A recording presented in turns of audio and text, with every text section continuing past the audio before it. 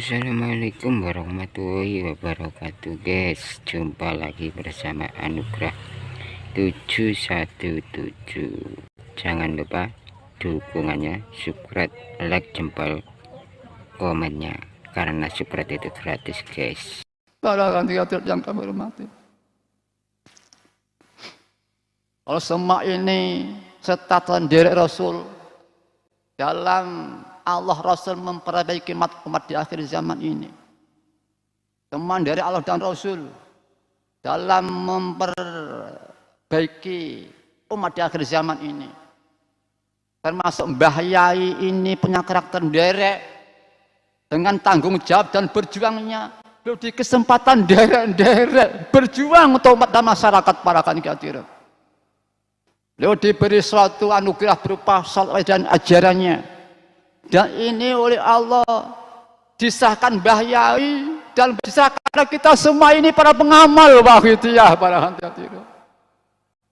Coba kita amatir redaksinya, kurang lebih diantaranya, banyak diantaranya itu. Wahidiyah kula serahkan bongkon dateng panjen saya. Wahidiyah kula serahkan bongkon dateng panjen sedaya, tersah panjen nyerahaken ngamalken panjenengan. Waidah kami sakai kepada kaum semua bulat-bulat tersah pandai bagaimana menyandar mengamalkan para hadirat. Para hadirat, kondisi di akhir zaman semua derek Rasul dan Allah dan Rasul. Dan masuk Mbah Yai semua dan baik di kesempatan itu tadi di antara fakta-fakta yaitu tadi beliau mendapat alamat tahun 1999 supaya derek memperjuangkan mental madangan batinnya. Terjadi lagi 63 semakin kuat tapi sama maksudnya. Kemudian terjadi 63 juga lebih keras.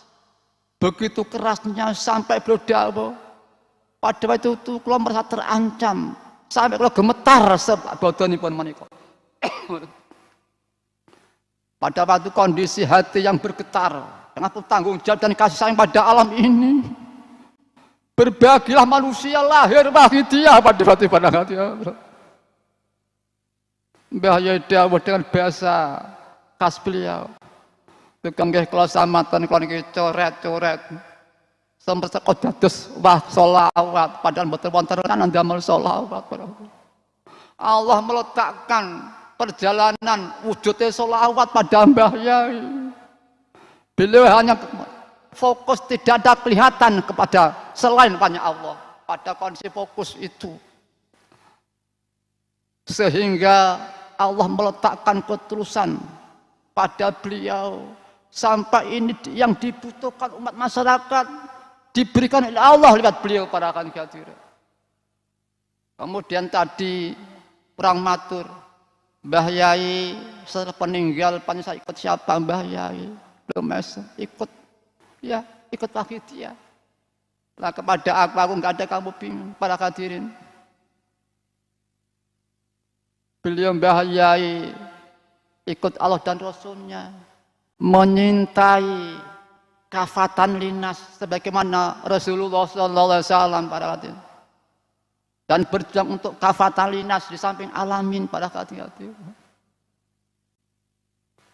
Maka disitulah pada suatu detik-detik di mana manusia mendekati fadhil yang tiada tara pada hadirat. Para hadirat kalau kita relevansinya dengan akhir zaman dari guru yaitu sholawat. Waidah juga sholawat.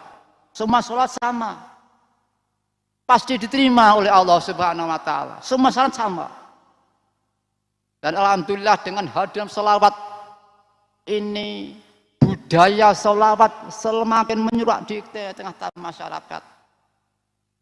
Sebelum kita lahir, kondisi umat ini sungguh sangat memprihatinkan sekali. Perkembangan karakter manusia adalah ya memang timur ini yang subur rohani, belum bahas tidak pernah jauh. Timur yang subur rohani, ada akal. Namun rohani di sini masih menguasai belum tasawuf. manusiawi, kekebalan, luar biasaan untuk mempertahankan kelangsungan hidup manusia, untuk mempertahankan kelangsungan hidup satu kelompok atau negara, kerajaan. Siapa yang tidak punya satu kekuatan, dia akan hancur hidupnya atau hancur negaranya. Maka dia punya naruni, ada yang maha tinggi, maka dia ngungkal rohani. Ini masih rohani manusiawi, belum tasawuf para kandidat. Sampai warisan juga demikian pada kandidat. Kan dipaksa oleh lingkungan, rohani manusiawi, ya tadi, kefokusan ingatnya, lilnya. Maka budaya, karakter manusia rohani itu masih manusiawi, belum tasawuf. Ini umum. Ya ada kelompok-kelompok tertentu atau suatu individu. Tapi secara umum ini masih belum tasawuf rohaninya secara umum. Apalagi perpaduan kaidah dan syariah. Nah ini tentang hal ini saya pernah mendengar majelis salat akidiyah. Mungkin kalau kita ini secara redaksi dari hadis, dari Quran, dari Mbah Yai, mari kita gali, kita buktikan dengan logika agamis, Islami dan akhlak. Jadi pada waktu itu pernah Mbah Yai pernah dawuh, niki enten sing alamat panggih Sunan Kalijogo. Sunan Kalijogo dawuh, aku mbiyen diwejang wahidah oleh Sunan Bonang. Tak secara parang bisa nyari dewe gitu para hadirin. Nah, kemudian ya ini sering saya ada teman Jogja, Mbah Himal salah. Dia itu oleh Allah diberi kenikmatan punya doanya menemui Sunan Kalijogo. Kemudian pada waktu itu ST-nya ngajak ngamalkan wakidiyah. Nah, mereka itu bingung. Pada waktu masih kebatinan, akhirnya bingung, ajeng Sunan Kalijogo, jeng Sunan dos pundi niki, ST kula niku ngejak amale wakidiyah. Jawab Sunan Kalijogo, ya itu lebih becik, lebih sempurna. Lah ini aku mbiyen diwejeng Sunan Bonang, tak secara pareng, bisa secara dewe begitu. Para hadirat yang kami hormati.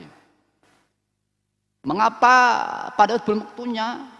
Apa pada itu manusia belum mendesak karena belum parah seperti sekarang ini? Atau kurang sempurna rangkaian keadaan kita itu atau kedua-duanya? Wallahu alam. Kembali lagi pada suatu karakter bangsa kita ini. Kita akan memahami betapa nikmat Allah wakidiyah yang dihadirkan mu'alif. Dan bagian nikmat Allah yang dihadirkan oleh Rasulullah sallallahu alaihi wasallam sesuai dengan peringatan ini. Para kandidat yang kami hormati.